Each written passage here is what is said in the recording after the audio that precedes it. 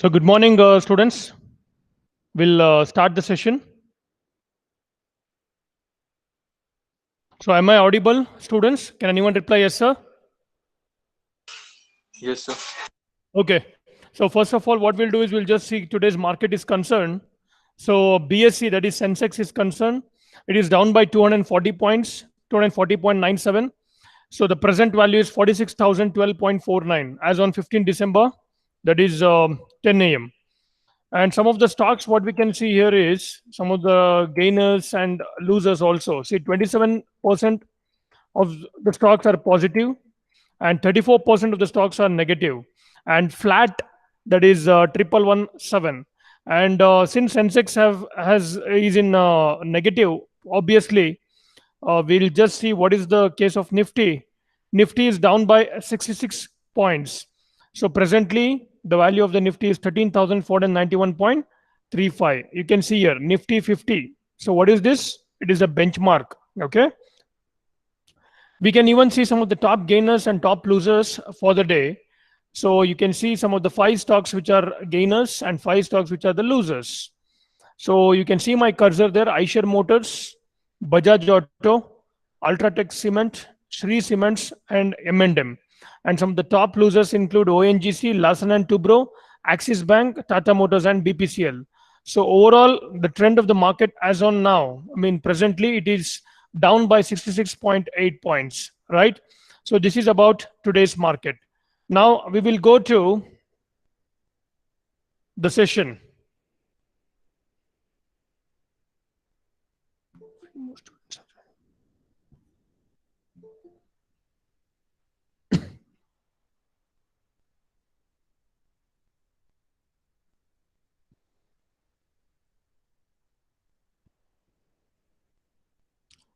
Okay, in today's session, we will be discussing only the theoretical concepts which are there in the 6th unit, that is called market efficiency and behavioral finance.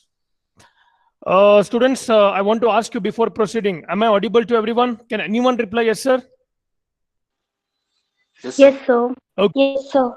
Students, in my each slide, you can see there, the final examination, the question paper pattern will be 60% of theory and 40% of problems. So every year, the same proportion is there. I know, including this year also, we have 60% theory and 40% problems. In unit 6 also, so we have some of the easiest problems we'll be solving here. That is calculation of Sharpe's performance index, Trainer's performance index, as well as Jensen's performance index. So only 3 types of problems are there, which we'll be discussing in tomorrow's session. But today we will be discussing some of the theoretical concepts which are present in unit 6. First, we'll understand market efficiency and behavioral finance. Well, some of the concepts what we'll be discussing in unit 6, let me just have a quick brief on that. So we'll be discussing the concepts related to random walk and efficient market hypothesis, forms of market efficiency, empirical test for different forms of market efficiency, behavioral finance, interpretation, biases, and critics. Then even we'll be discussing about the portfolio management strategies. We'll try to understand the meaning of active and passive portfolio. Then we'll understand portfolio revision strategies, objectives, performance plans. Then finally, in the last part, we'll be solving the problems. So portfolio performance evaluation, wherein we'll be calculating the Sharpe's, Trainers, and Jensen's. So tomorrow I'll take you to the problems, but today we will try to understand all the theoretical concepts. And then tomorrow we will go for the problems. I think few more are still joining. And I was just checking your IA second paper, IA2 paper. Couple of students have really done extremely good, including the case study was perfect and all the problems were very good. But some of the students have solved the problems and left the theory like that. And some of them have written only theory, but they have not solved the problems. And some of them, I think they have not got the time to solve the case study. And some of them have got out. I don't see any mistake in that. See, I'm repeating once again, students, you have to start your revision now. Okay. I have even mailed you 2 previous year question papers. So start solving it. And when I complete all the units also, I'll start solving the previous year question papers so that you will get an idea regarding the questions. Okay. So now we will continue with the theoretical concepts which are there in Unit 6. That is, first we'll discuss about the market efficiency and behavioral finance. Now, what do you understand by this market efficiency and behavioral finance? An efficient market is defined as a market where there are large number of rational profit maximizers. They're actively competing with each other, trying to predict the future market values of individual securities, and where important current information is almost freely available to all the participants. So, efficient market theory, or as it is a technically known efficient market hypothesis, we call it as EMH, is an attempt to explain why the stocks behave the way they do. The hypothesis holds that stock prices reflect all the publicly available information about the companies, and that makes the financial markets efficient. See, students, what happens here is when you are presently investing or trading in the market, all the information is available freely. You know, if you want to know about the company, the information is available. If you want to know the P&L statement of the organization, the information is available. If you want to know the market, the trend of the market, everything is available on a real-time basis. So in efficient markets, prices, they become unpredictable. So no investment pattern can be discerned, completely negating any planned approach to investing. On the other hand, studies in behavioral finance. See, what is this behavioral finance? Which look onto the effects of investor psychology basically on stock prices, reveal some predictable patterns in the stock markets. So let me explain you behavioral finance in detail. See, behavioral finance is one of the most emerging area now. Is an area of study focused on how the psychological influences can affect the market outcomes. So behavioral finance can be analyzed to understand the different outcomes across a variety of sectors and industries. See, basically in behavioral finance, we first try to understand the psychology of the individual. So you might have heard your parents saying, see, I don't want to invest in equity market because it is too risky. Or some parents will say, I'm used to invest in equity market, so I can make more money provided I stay in the market for a very long term. Right? So why they are basically telling all these things? Because of the psychology. So behavioral finance is an area of study that primarily focuses on how the psychological influences can affect the market outcomes. Correct? See, behavioral finance helps to explain the difference between the expectations of efficient, rational investor behavior and the actual behavior. So, incorporating the behavioral finance into their practice is the key to enhancing the client experience, deepening the relationships, retaining the clients, and potentially delivering better outcomes. So, basically, on the other hand, okay, someone has messaged me, please take in. Let me see who is that. See, students, you should be on time. It's already 10:10. Huh? You're joining now. You should actually join before 10 or maximum 10:05. Okay. Okay.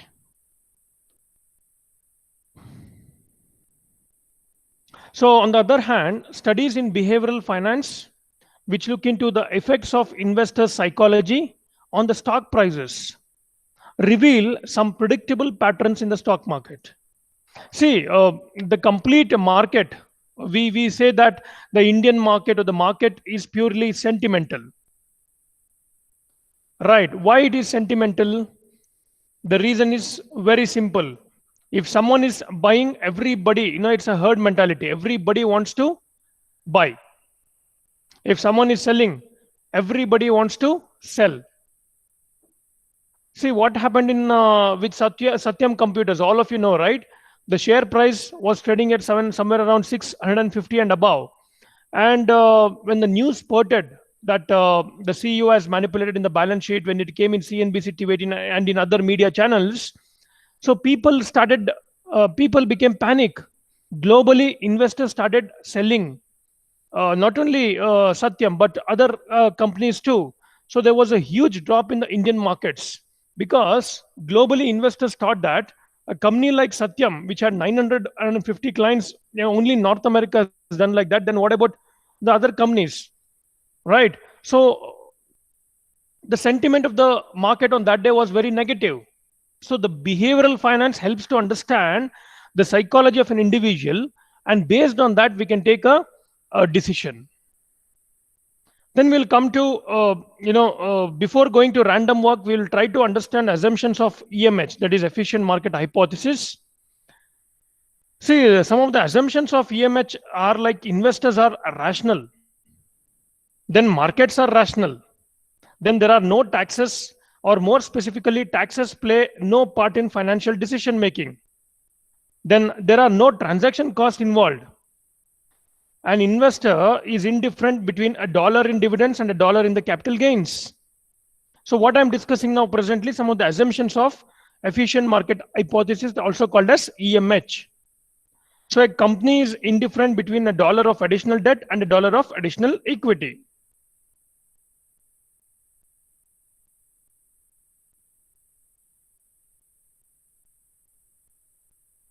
See, then we'll understand random walk and efficient market hypothesis. All of you now by this time know what is behavioral finance, right? So efficient market hypothesis is the idea that information is quickly and efficiently incorporated into the asset prices at any point in time so that the old information cannot be used to foretell the future price movements.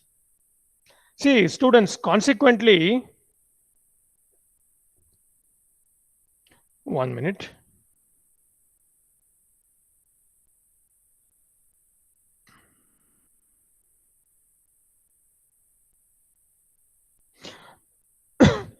Okay, so consequently, three versions of efficient market hypothesis are being distinguished depends on the level of available information. This is very important, students. That is weak, semi-strong, and strong. An efficient theory that states it is impossible to beat the market becomes the stock market efficiency causes existing the share prices to always incorporate and reflect all the relevant information. See, according to this efficient market hypothesis, the stocks always trade at their fair value on the stock exchanges, making it impossible for investors to either purchase undervalued stocks or sell stocks for inflated prices. Some of the students are still want to join.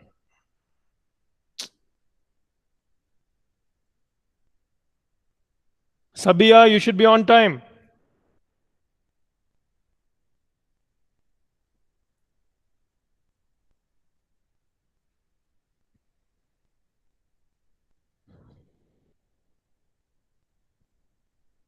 Okay.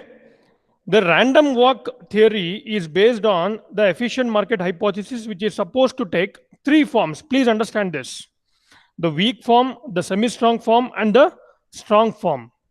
So, the random walk hypothesis is a financial theory stating that the stock market prices evolve according to a random walk. So,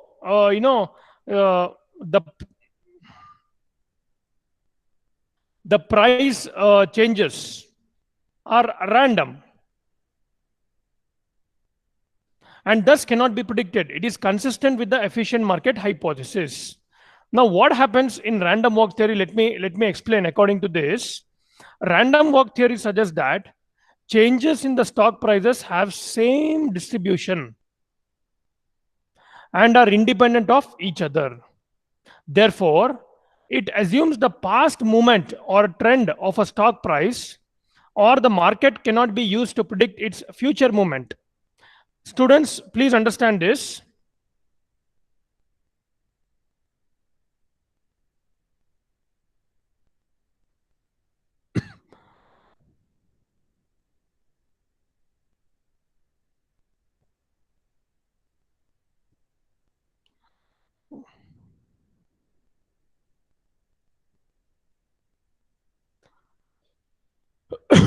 In short, Random walk theory proclaims that stocks take a random and unpredictable path. I'm repeating the word.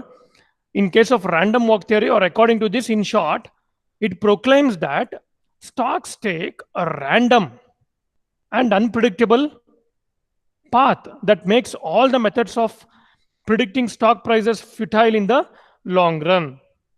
See, random walk theory believes it's impossible to outperform the market without assuming additional risk. So it considers technical analysis undependable because chartists only buy or sell a security after an established trend has developed. Correct? No? So whether in a buy trend or a sell trend or a bullish trend, bearish trend or a sideways, what we have studied. The theory finds fundamental analysis undependable due to the often poor quality of information collected and its ability to be misinterpreted. So random walk theory, what basically it suggests that the changes in the stock prices have the same distribution and are independent. Please understand, independent of each other. So random walk theory infers that the past movement or trend of a stock price or market cannot be used to predict its future movement. Please understand this. Whereas what we did in technical analysis, we used the historical prices, then plotted the graph, and based on that, we predicted the price movement. But random walk theory infers that the past movement or trend of a stock price or market cannot be used to predict its future movement. Random walk theory believes it's impossible to outperform the market without assuming additional risk. Then random walk theory considers technical analysis undependable because it results in chartist only, that is buying or selling a security after a move has occurred. So random walk theory, what it considers basically, when it is not considering technical analysis, the other type of analysis what we have studied, it considers basically the fundamental analysis. So undependable due to the often poor quality of information collected and its ability to be misinterpreted.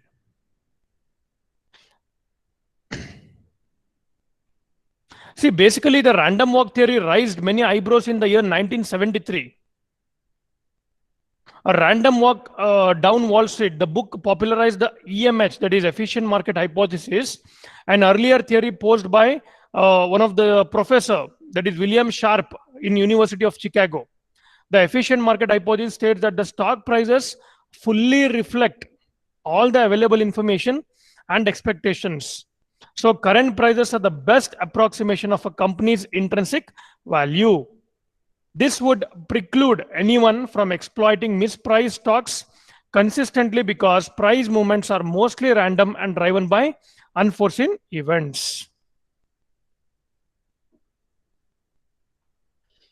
Then we'll understand the forms of market efficiency. As I told you, there are three forms, right? Weak form, semi-strong form, and the strong form. We'll try to understand each forms of market efficiency. See, Pharma developed a framework of market efficiency that laid out three forms of efficiency: weak, semi-strong, and strong. See, each form is defined with respect to the available information that is reflected in the prices.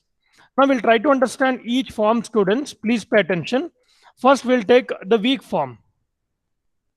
See, the weak form EMH, that is efficient market hypothesis, stipulates that the current asset prices already reflect the past price and volume information.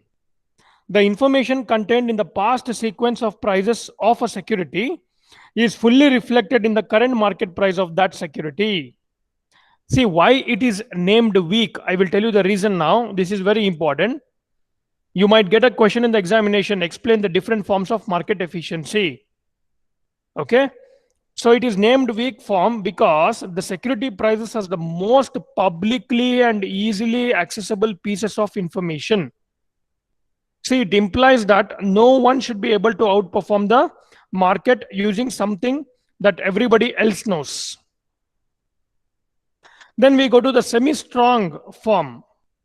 The semi-strong form of EMH states that all the publicly available information is similarly already incorporated into asset prices. In other words, all publicly available information is fully reflected in a security's current market price, CMP. The public information stated not only the past prices but also data reported in a company's financial statements, company's announcement, and the economics factor and others. So this students indicates that a company's financial statements are of no help in forecasting the future price movements and securing high investment returns. Correct? Then last but not the least form of market efficiency, that's called strong form. The strong form EMH stipulates that the private information or the insider information too is quickly incorporated by market prices and therefore cannot be used to reap abnormal trading profits. Correct? So thus all the information, whether public or private, is fully reflected in a security's current market price. So that means even the company's management, that is insider, are not able to make gains from inside information they hold. They are not able to take the advantages to profit from information such as takeover decision, which has been made 10 minutes ago. For the strong form, no type of information is useful. Correct? So this implies that not even security analysts and portfolio managers who have been access to information more quickly than the general investing public are able to use this information to earn superior or higher returns. Therefore, many of the tests of the strong form of the efficient market hypothesis deal with the test of mutual fund performance. Then, portfolio management strategies. All of you know the meaning of portfolio by this time. It's a collection of securities which the individual is having. So depending on the risk, return, liquidity, and the tax part. Say, for example, on what basis you will be constructing a portfolio of an individual? I will be asking this question to you. On what basis you will be constructing the portfolio of an individual? Can anyone answer to me? Please understand this question. On what basis I can construct the portfolio? On what basis I can construct the portfolio? Yes, anybody?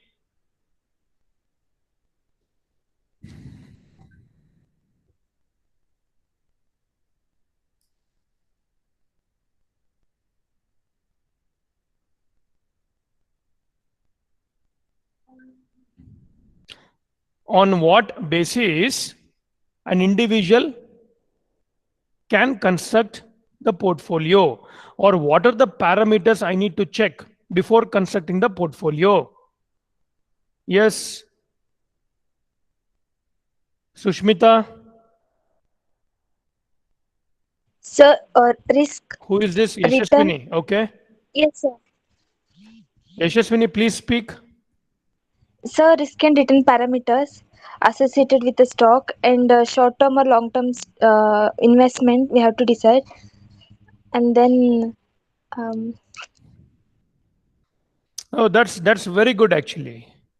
An individual will come to you because you all are MBA students, that too MBA in finance. So he will come to you and ask, can you please suggest me my portfolio?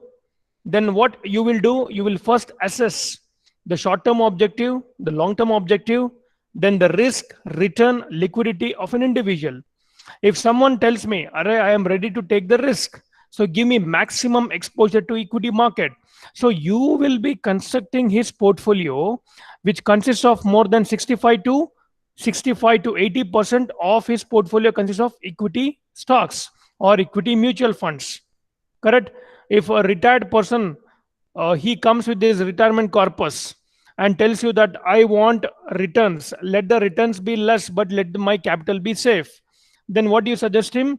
65 to 80% in money market instruments, or in case of a term deposit, where he'll be getting a fixed returns, and remaining you can inform him, you can suggest him to invest in some of the balanced funds. Right. So we need to be very, very careful before constructing the portfolio of an individual. Now here we will try to understand what is portfolio management, or what are the strategies involved in portfolio management, right?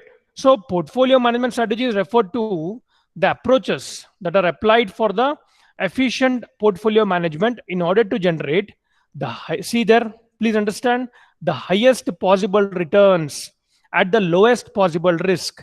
Please understand that your portfolio management strategy should be generating the highest possible returns at the lowest possible risk. So there are two basic approaches for portfolio management, including the active portfolio management strategy and the passive portfolio management strategy. Students, these are very important. They'll be asking in the examination. So explain the active portfolio management strategy, or explain active and passive portfolio management strategy. Right? Now, first we'll try to understand the active portfolio management strategy. See, as the name only suggests, the active portfolio management relies on the fact that particular style of analysis or management can generate returns that can beat the market. So when I say that can beat the market, that means your portfolio returns will beat the market returns. Okay, so it involves, please understand, in case of active portfolio management strategy, it involves higher than average cost, and it stresses on taking advantage of market inefficiencies. So it is implemented by the advisors of analysts and managers who analyze and evaluate market for the presence of inefficiencies. So in an active portfolio, what happens? A fund manager buys and sells financial securities in response to the changing market conditions. Please understand that. So he will be very, very active. Who will be active? The fund manager or the portfolio manager, right? So he will be buying and selling the financial securities in response to the changing market conditions. See, the active management approach for the portfolio management involves the following styles of stock selection. So the first one is called top-down approach, and the second one is called bottom-up approach. Please imagine now top to down and bottom to up. There are two approaches. First, we'll try to understand the top-down. So in this approach, managers observe the market as a whole and decide about the industries and the sectors that are expected to perform well in the ongoing economic cycle. So what they do from market, first they observe the market as a whole. Okay, top. So they observe the market as a whole. That means today, how is market performing? Or in this particular year or next couple of years, whether the market is bullish or bearish. And then they decide about the industries and the sectors that are expected to perform well in the ongoing economic cycle. After the decision is made on the sectors, the specific stocks are selected on the basis of the companies that are expected to perform well in the particular sector. Students, don't get confused here in case of top-down approach. First, the market as a whole they'll be considering, and then after that they'll be deciding the industries or the sectors that are expected to perform well in the ongoing economic cycle, and then after that they'll be choosing the stock from that particular sector. Suppose if they selected pharma, in pharma they'll be selecting the companies, some of the companies which will be doing extremely good in the next couple of years. Then bottom up. In this approach, the market conditions and expected trends are ignored. Please understand, students. So in bottom up, what the portfolio manager will do, the market conditions, whether bullish or bearish or sideways, and the expected trends.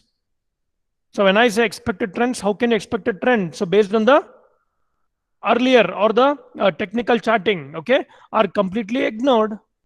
And the evaluations of the companies are based on the strength of their product pipeline, financial statements, or any other criteria. It stresses the fact that the strong companies perform well irrespective of the prevailing market or the economic conditions. See how beautiful it is, both the approaches. In top-down approach, they'll be considering the first overall market condition, and then they'll be choosing the sector on the industry, and from there they'll be choosing the company, right? Whereas in case of bottom up, what they're going to do, the market, however it might perform, or the market conditions or the expected trends will be completely ignored, right? And on what basis they'll be choosing the companies? Based on the strength of their product pipeline, based on the financial statement, right? So it actually stresses the fact that the strong companies, see the company which are fundamentally very strong, right, they perform well irrespective of the prevailing market or economic conditions.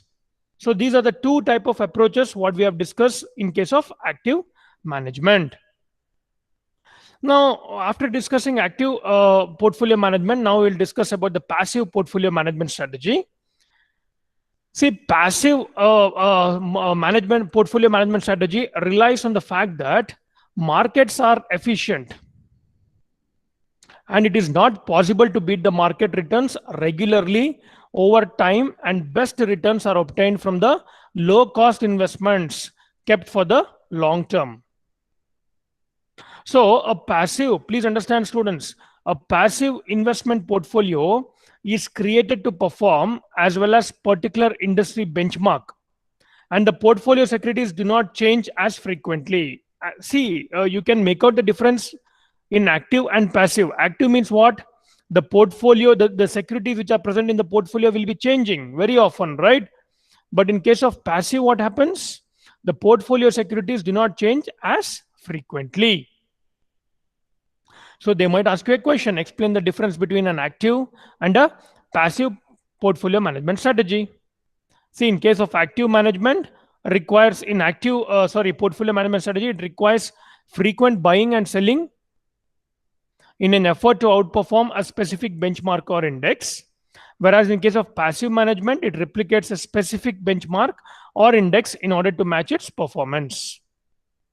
So active management portfolios strive for superior returns but take greater risk and entail larger fees. So the passive management approach of the portfolio management involves efficient market theory, indexing,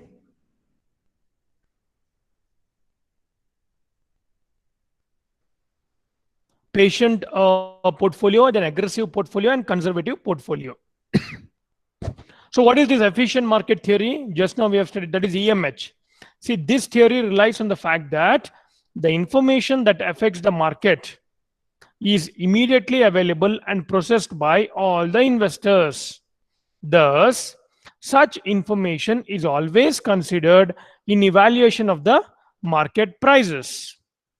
The portfolio managers who follows this theory firmly believes that market averages cannot be beaten consistently.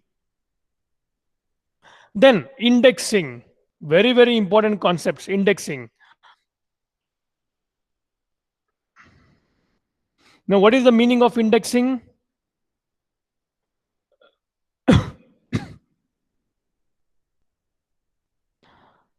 See, indexing is a way to optimize the performance of the index funds are used for taking the advantages of efficient market theory and for creating a portfolio that impersonate a specific index. See, there are something called as index funds. So the primary objective of the portfolio manager over there is he'll be investing directly in the index. So the index funds can offer benefits over the actively managed funds because they have lower than average expense ratios and the transaction costs. Say, and then apart from active and the passive portfolio management strategies, there are three more kinds of portfolios, including the patient portfolio, the aggressive portfolio, and the conservative portfolio. Now we'll try to understand each type of portfolio. The patient portfolio. See, this type of portfolio involves making investments in a well-known stocks. The investors buy and hold the stocks for a longer periods.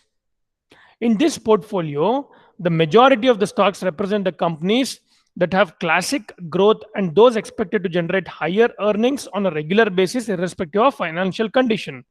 Students, let me give a classic example of this patient portfolio. In the month of February or March, there was a COVID peak, which happened in India too, right? So what happened at that time? The entire stock market and the economy started collapsing. But a person who had a portfolio, who had patience, and who had confidence in his stocks, because he has chosen the companies which are financially very strong, which are fundamentally very strong, and the management has a thin, has a skin in everything. So the majority of the stocks, they represent companies that have classic or growth and those expected to generate higher earnings on a regular basis, irrespective of the financial conditions. So these type of investors, they have got a lot of patience. So irrespective of the overall market conditions or the micro factors or the macro factors, so they will be holding the potentially strong companies which are fundamentally very strong, which have got some very very solid background. Year on year the revenues will be increasing, year on year the profits will be increasing, and they are into majority of them, they are into they have a good financial track record. So they'll, what they do is they purchase today and they keep it for next 15 years, because they know that the more they hold these stocks, they'll be getting the better returns. So that is something called as having patience when you enter in the equity market, or when you construct the portfolio. You should have a lot of patience.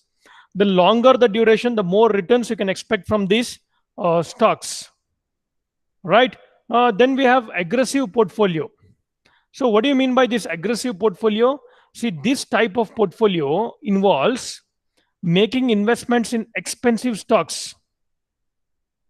See, when I say expensive stocks, that means the current market price of the stocks will be very, very expensive. But in spite of that, they provide good returns, right? So they provide better returns.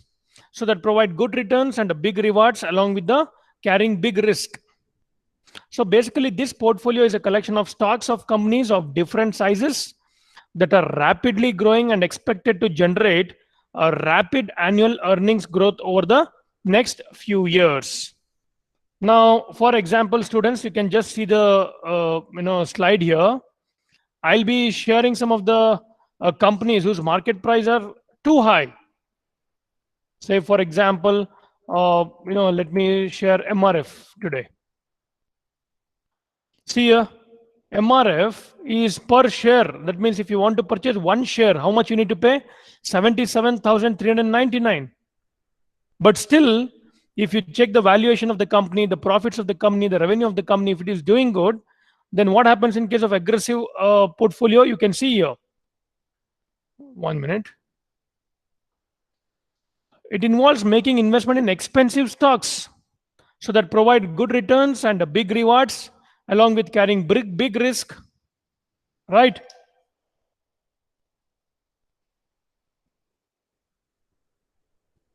So this portfolio is a collection of stocks of the companies of different sizes that are rapidly growing and expected to generate rapid annual earnings growth over the next few years. Then we have conservative portfolio. See, this type of portfolio involves the collection of stocks after carefully observing the market returns, earnings growth, and the consistent dividend history.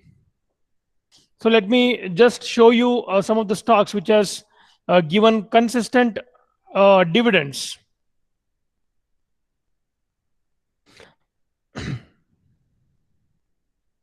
See, some of the stocks like Infosys or Karnataka Bank Limited or Power Finance Corporation or PTC India.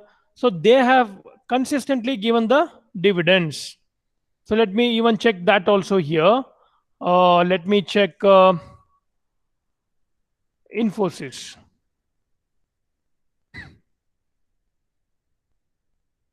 So Infosys, Infi, it belongs to which sector, students? It belongs to Indian IT sector, right? So if you can see here, today's market price is 1157.85. Then you can see historical data of Infosys. Then even we can see some of the dividend history also. Let me show you that.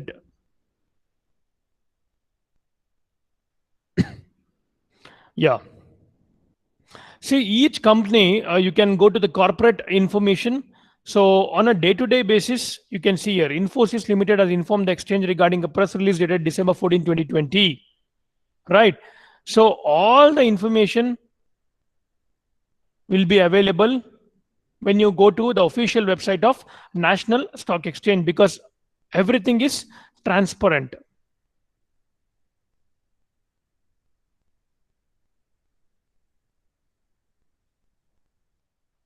You can see your daily buyback.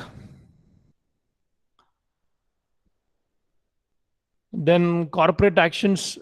See here, the face value of the Infosys is 5 rupee, right?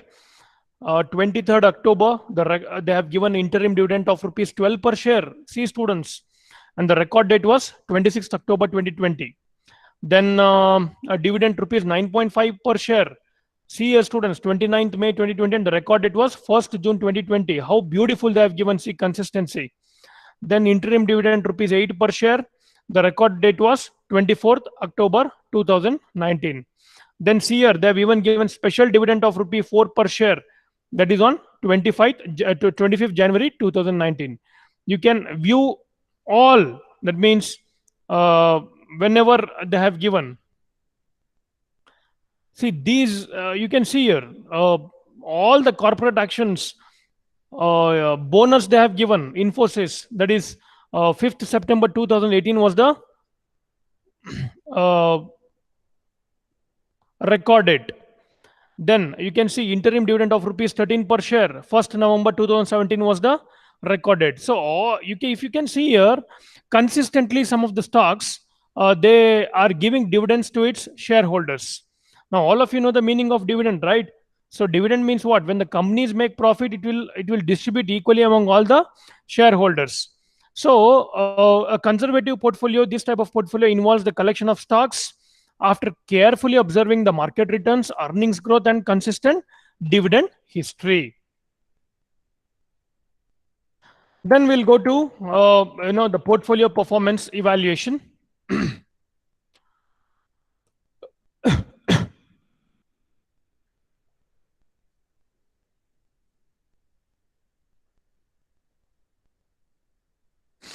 See, the portfolio performance evaluation involves the determination of how a managed portfolio has performed relative to some comparison benchmark.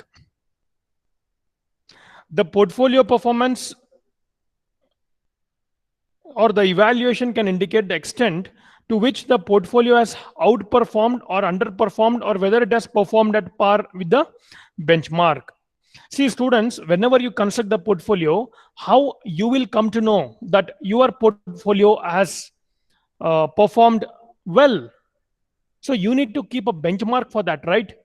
So even in your project, when you are doing in the final year, so you need to consider the benchmark for that. So suppose you consider a portfolio, you construct a portfolio and give it to the investor. So you need to tell him that, sir, from past 1 year, the Nifty has delivered so much, sir, whereas the portfolio has delivered so much. Or the portfolio which I have assisted you in constructing, so it has beaten the benchmark. So the investor will understand, okay, the portfolio was what you have constructed was effective, right?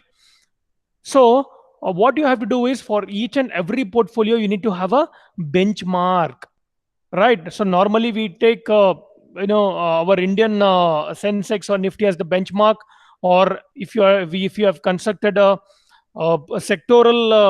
sectoral. When I say sectoral, means what? It consists of the stocks consists of only one sector, right? So when you have constructed only of one sector stocks like IT sector or pharma sector, then you can take benchmark as that particular sector index. So for the students who are interested to do their project work, sir, where do I get the information related to that? You get all the information related to the particular index here. So just you have to go to nseindia.com. So you can see here, first you will be having Nifty. Sorry.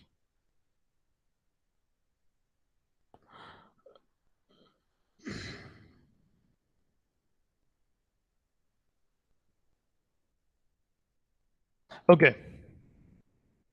So first you have Nifty, that is our top 50 companies in terms of market capitalization.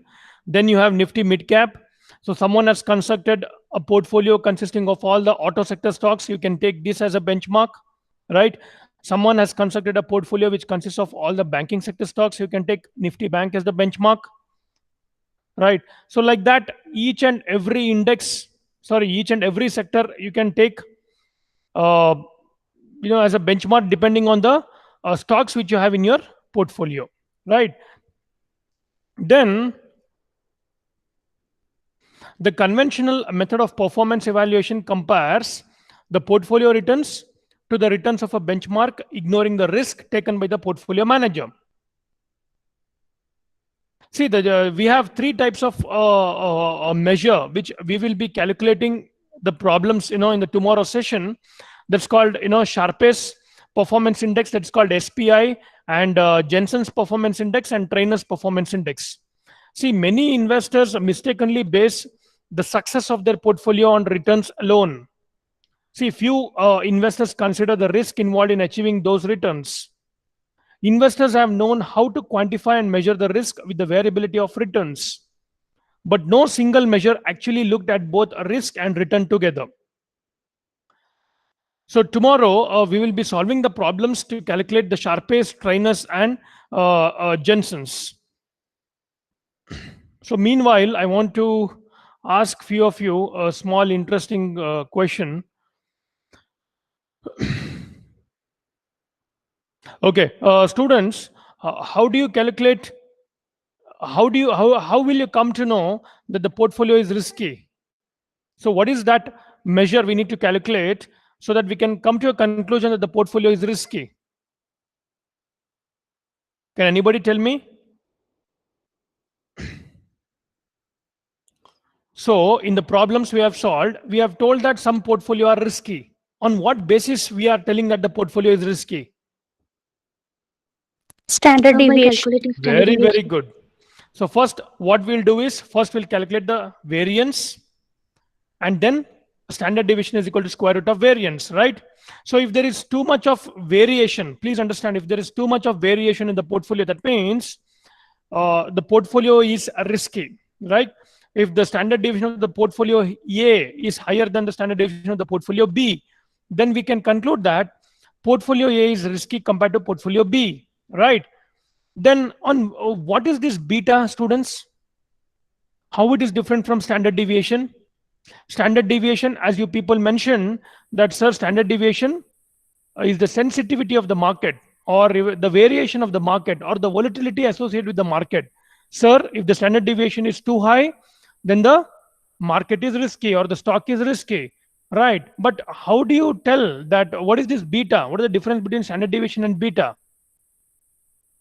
What is beta, students? Can anybody, even if it is wrong, you tell me, nothing to worry. Now, why I'm asking all this is tomorrow's problem is concerned, we'll be solving Sharpe's, Trainers, and Jensen. So we'll be using standard deviation and the beta for solving the problems. So what is this beta, students? What do you understand by beta? We have solved it, right? Already, beta, calculation of beta. So beta measures the sensitivity of the market value. Okay, Vaishnavi told beta measures the sensitivity of a stock, of a particular stock with reference to the index. Very good, Vaishnavi. Now let me explain you, students. Beta, for example, if you are investing in Infosys, right? So I need to measure the risk associated with Infosys. So beta measures the sensitivity of a particular stock with respect to the index, whereas standard deviation measures the volatility associated with the particular stock or the index. Okay, so tomorrow's class we will be solving problems related to three types, that is Sharpe's performance index SPI, Trainer's performance index TPI, and Jensen's performance index JPI. Okay, so those are the three types of problems you have got presently. I hope today's class was beneficial to all of you. Thank you so much. I'll be ending today's session, students.